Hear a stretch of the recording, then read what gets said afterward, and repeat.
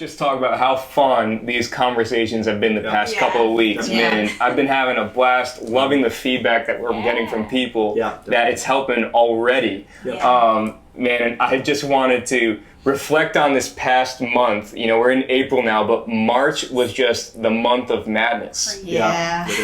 Absolutely insane. And even when I think about March Madness, I think about how March Madness was canceled. As a basketball fan, as a sports fan, like, this is the thing that pulls me through the month of March, and it was canceled. And really what we saw happen was the world go into panic mode. And I think of so many different things that happened, like toilet paper. Oh my gosh. Come on, no. Toilet paper sold out everywhere. Like, people, how long were you going to be on the toilet that you needed toilet paper for decades? Please share. My goodness, I saw one post last month that said the best way that the church can serve its communities right now is by sharing toilet paper. I would have thought. Right? Like, out of all things, it was insane. But really what we saw happen was the power of fear really become highlighted. You know, this wasn't just headlines anymore. This was like, power of fear was in front of everyone, in front of the world, not just our country, not just this country, that country, like the world. We also saw the power of faith. You know, the conflicting power of faith of, like, man, we're still going to serve anyway. We're still going to love people anyway. We're still going to be the hands and feet of Jesus regardless of what's being said, because we have faith in a God that is greater than all. Man, I'm about to preach right now about no weapon formed against shall prosper, right? But then, like, somewhere in the middle of this, there's the humble spirit of yielding to authority that's been put in our lives, and yielding to local authority. So even, this setting was birthed out of, hey, we can't meet together in our normal church community right now. So we're going to get creative with how we do church and how we meet for the time being. And that's kind of how this idea all started. And I'd love for us to just talk today, or tonight I should say, about the powers of fear and faith and yielding, and what that looks like in our lives. That's great. That's cool. I think one of the things I think is really cool is, like, how you just said, hey, like, we're going to find creative ways to still be able to discuss and kind of dive deep into, like, the heart of God. Like, like, with everything that's going on, what's kind of interesting is, like, BlackRock decided not to, and you decided not to say, like, we're just going to hide in our homes and, like, buy aisles worth of stuff that you're not going to use. Like, maybe some of y'all did that. I went into a store that aisles were gone. Anyway, so, like, it was interesting that, they said, what, instead of fear, instead of us cowering, in our homes and just kind of, staying indoors, we're gonna find out ways to still, proclaim the gospel, still get the word out, still reach new people, like, things like that. And I think that's one of the things that's really great about kind of saying, like perfect love casts out all fear. That's good. Because I think it's really great, because, like, I mean, I always subscribe to this, but, like, your breakthrough is just on the opposite side of your comfort zone, like, just going outside of it. So, like, who knows, like, while there are other people that would say, hey, like, we're just going to stay indoors, we're trying to reach people regardless. Who knows who's going to come to the Lord or even get their breakthrough by being able to encounter something like this. So, that's good. It's great.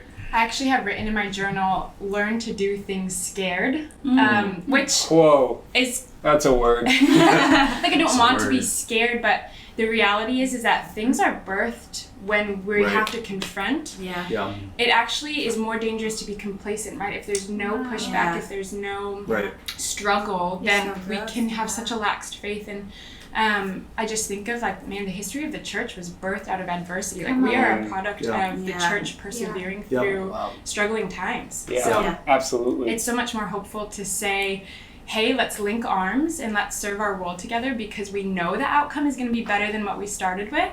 So that makes sense. Like, spiritually, we're gonna be safe.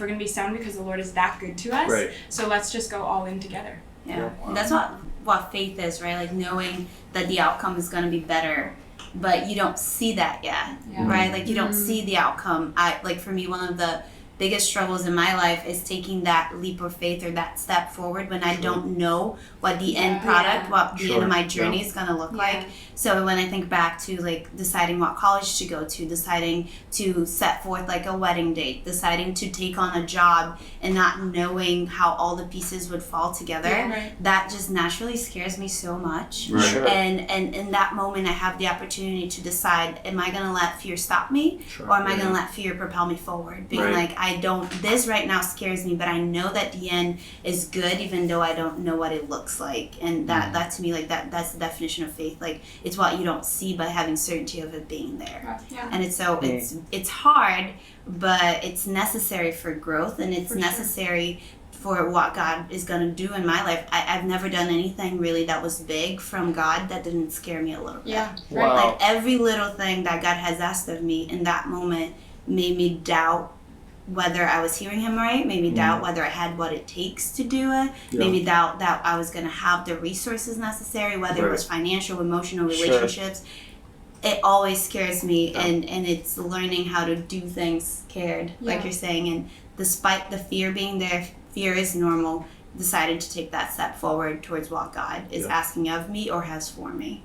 That's a fact. Yeah, I think our society values safety and comfort so much that anytime something remotely makes us scared, we shy away from it. And because of that, I think that our dreams become really small because we only operate out of what is safe and what is secure. That's good. Right? So faith calls us out further and beyond and bigger. And so our dreams, when they become faith-filled, they become God-inspired, and they become so good. God big. Right? So what we start with maybe a place of fear and our dreams, like God's like, step out in faith and let me stretch you and make everything bigger and beyond what you even thought was possible. Wow. That's really good. What's so cool about that too, I think, so I actually have a sign on my desk that says, if your dreams don't scare you, they're not big enough. Wow. And that's something that I actually heard when I was 13. Literally dreaming about, like, man, what would it look like to be a pastor? What would it look like to head into full-time ministry? And God, like, time and time again has just been so faithful at, like, this step is going to look really scary. But, like, I get to look back now this past weekend, or no, not this past weekend, like, months back when we were at Stamford. I gave my life at that altar to Jesus to say, like, Jesus, if you want to send me into ministry, like, I'll do it. And this year, like, coming back and, like, I get to be in a youth director role at my church when I was a high schooler, like, literally surrendering my life to him. And I think it's so cool that, like, I at that point, that dream scared me. Like, what would it look like to head into that? And I'm living in the midst of that, which is so cool, but man, God is still giving me bigger dreams and still calling me calling me to move forward into something bigger and better and seeing kind of our ministry grow. And it's so cool to think that, like, man, what am I dreaming now? And that God can do better than what I'm dreaming now. Like, that's insane. But knowing kind of what Pauline was saying, that every dream is met with that adversity, like, and knowing that I think if I'm heading into adversity, man, I'm heading into something good, you know? And I think that we shy away from that so much, like you were saying, Michelle. I love what I'm hearing so far in this conversation. Do you ever think that God will completely take fear out of any big decision? Or do you think that in some ways there's a good purpose of that for, maybe this is going to require me to have more faith that I haven't had before? Any ideas on that? Any thoughts on that real quick? I think the Bible makes it super clear that God is not a God of fear. He doesn't give the spirit of fear. But I think that God knows how to use anything. Not everything is from him, but he can turn anything around for good. And he can you could hand him the worst possible scenario in the world, and he's like, it's not going to stay that way. Come on. Watch what I can do with this. Yeah, that's absolutely. And I would say that one of the beautiful things that can happen in the midst of fear, or if you're scared or you feel like you need to make a decision, is it forces you to admit that you know you can't do it on your own, and that you actually need him. It like positions you to hear him better, to yield to him more. I think he finds a way to use anything, even what could be seen as so bad. I think it like almost humbles us to the point where we recognize we need him and we need people. Right? Like that's what a God dream is. I think that that's what we're talking about. And even just all of this was birthed out of a God dream just a few days, the Thursday afternoon before we were supposed to meet together as a regular church on Sunday. We were told that can't happen. Right. So immediately my mind almost went into fear mode of what are we going to do? How are we going to keep people going and growing? We were just coming off of a retreat based on community. I'm like, how are we going to do community now? Man, giving, like wondering how are we going to be able to sustain and keep this church going? Like all these different fears came into my head. But then the Lord just so gently reminded me of like, hey, I haven't given you a spirit of fear, but one of faith. And that mindset shift brought me into, hey, this is an opportunity for us to be creative. Again, as we mentioned in week 1, our young adult ministry was built on the motto, doing church differently. And I'm like, we're being forced to do church differently right now. I can't do this on my own though. Like this would not be able to happen. It would be very boring if it was just me sitting at this table with my iPhone selfie mode. Like we watch it. I'm sure. Well, because you guys are great friends. Right, just us. You would, maybe just you guys. But I mean, it took all of you saying yes. We have an incredible film crew that's been faithful every week, and an audio team and producers that have all volunteered their hours and time to make this happen for our church community, but also to bless anyone else that's tuning into this. And I think that, man, that week leading up to Culture and Coffee week 1, I was just crying over and over again. I'm like, God, thanks for being so good. Thanks for pushing us out of our comfort zone, for not giving us a spirit of fear in this time. And just to really knock this one home, 1 John 4, verses 16 through 18, I'm going to read just a little bit of it. It says, we know how much God loves us, and we have put our trust in his love. Such love has no fear, because perfect love expels all fear. So I just think, man, when we put our trust in love and God's love for us, man, that fear becomes a little bit more minimized, and faith can rise up a little bit more.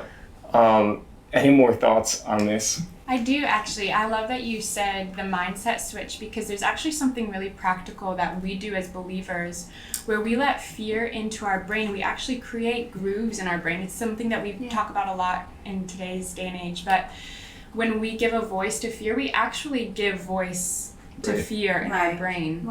So to be able to say, God, like I have this thought, I have this fear in my brain. Would you help me to think more positively? Would you help me to rely more on your peace and to think about your peace and to think about the things that are pleasing to you versus thinking about the things that, the negative side of things, you know what I mean? Where your brain, God created it so that you can rewire your brain to be thinking that your default would be positive thoughts versus fearful thoughts.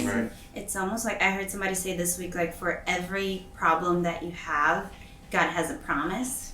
So it's like for everything, like when you're talking about, I'm afraid of this, or I don't know how this is going to turn out, you can guaranteed you can go to the Bible and you find something there to guide you in that moment, to be like food for thought, literally, to be like that. I love her saying, like, think about it. One of my favorite verses is Philippians 4:8 that talks about think on those things, think on whatever is pure, whatever is honorable, whatever, so always going back to those things. And instead of fear, what can I be thinking about, and how does this like reflect God's character in this moment, or his promise for my life, his promise that he's good, his promise that he's going to provide, his promise that he's never going to leave me. Like having those things, it's so important, even to like write it out and put it in front of you, because like you were saying in the beginning, Rob, I feel like we get bombarded with these negative messages and we get bombarded with people's feelings, and sometimes you get like afraid because somebody else is freaking out, right? And you're like, I'm not freaking out, but I feel like I should be freaking out. So that was me with the toilet paper. Right? Like, should I go buy toilet paper? Like, I only have 12 rolls. Like, so So instead, it's like taking captive every thought. Like the Bible talks about that. Like, and how do we do that? Literally saying, I see this, I'm going to arrest it. I'm not going to allow you to leave this confinement. And in fact, you're going to stay there like for life. Like, don't come out. Yeah. Like, I'm giving you no voice. I'm giving you no place. It's a choice. And you ask, like, do you think God is ever going to remove fear? I think he's going to give us things to think of instead of fear. And he's given us the Holy Spirit, right? Like, he's inside of us and he can help produce things in us. But he can't do everything for us. There are things that we need to partner with him and choose. Like, God gave us the ability to choose. So in those moments, do I choose to have fear or do I choose to have faith? Do I choose to go in peace and let all the other voices like die down and not listen to it? Or am I going to lean into this voice of fear? And I think for me, learning to say, okay, I have something to fall on. It's the Bible. It's God. It's my friends. I can call somebody and say, I'm freaking out about this. Can you pray with me? Or can you remind me of God's promises? I can't think of it right now. Like, just have somebody pull you out of that pit is so important to be able to have something else to fall on. Because otherwise we default to fear, but we're not called to live a life of default. We're called to live an active life of choosing what's God's over what's the world's. Absolutely. And I think just to put a bow on this conversation, because I think there's going to be a lot of great talking points from this for our house groups and our online chats that are going to be happening from this. I can't help but bring up the fact that this week is Palm Sunday, which in the church, this is a week that Jesus, it began Holy Week. It was Jesus riding in on a donkey, which recognizes kingship, and he's going into the city that was going to end his human life at that time. Again, we know the end of the story, and that he was raised to life 3 days later. But I just think about what was going on in Jesus' mind as he's riding into what was going to be the most torturous death known to mankind, right? And I can't help but think of, man, I would have been battling a lot of fear. I mean, we see what later happens in the garden as he's praying. Like, he's literally praying and his sweat is turning to blood because of the anxiety that's crippling him. And man, if you want to talk about somebody that had any and every opportunity to back out of the scariest thing ever and to face fear, it's this man, it's our God, Jesus Christ, who's going in. And I just can't help but think of Hebrews 12, where it says, for the joy set before him, he endured the cross. I think that if we had that mindset of, hey, whatever is in front of me right now, the pain isn't permanent. Whatever fear is in front of me right now, it was mentioned earlier from one of you, man, there's an opportunity, there's breakthrough on the other side of this. I'm going to walk in faith, and for the joy set before me, I'm going to endure this for a little bit, knowing that what's on the other side of this is going to grow me permanently. So, man, I just want to recognize Jesus in this moment, and thank you, Jesus, for being that leader for us to overcome our fears. I want to turn this over to our house groups and leaders now. I also just want to give a shout out to Humbled Coffeehouse for being the most gracious hosts for these past few weeks for this conversation. Delicious coffee, excellent atmosphere, and we're humbled to be here. We are. Cool. So good. All right, love you guys. Thanks again for joining in. Thank you. Hey, online church fam, thank you so much for listening to this week's message. We hope that it encouraged you, inspired you, and was practical to where you are in your faith right now. If you're anything like me, you might be wondering, Rob, what is next? Well, good news for you. In our description, we have a whole what's next section. So hey, if you were listening to today's message, and you're like, I want to place my faith in Jesus for the first time, rededicate my life, or I just have questions about it, we have a special link just for you to help guide you through some of those things. And we want to celebrate together with you what it looks like to have a life eternally with Jesus. Hey, if you were listening to today and you're like, I want to get better connected into this community, we have a link for you as well that can get you connected to groups and other opportunities here. Or if you just want to join in and you're like, hey, I want to support what's going on here and join in with the spirit of generosity that this community holds, man, we have a link for you as well. So check out the What's Next step. And if you can do me a favor, if this message helped you today, will you help me by sharing it with other people so we can continue to get the word out and the good news about Jesus all across our world? Thank you so much again. We love you, and we'll see you next week.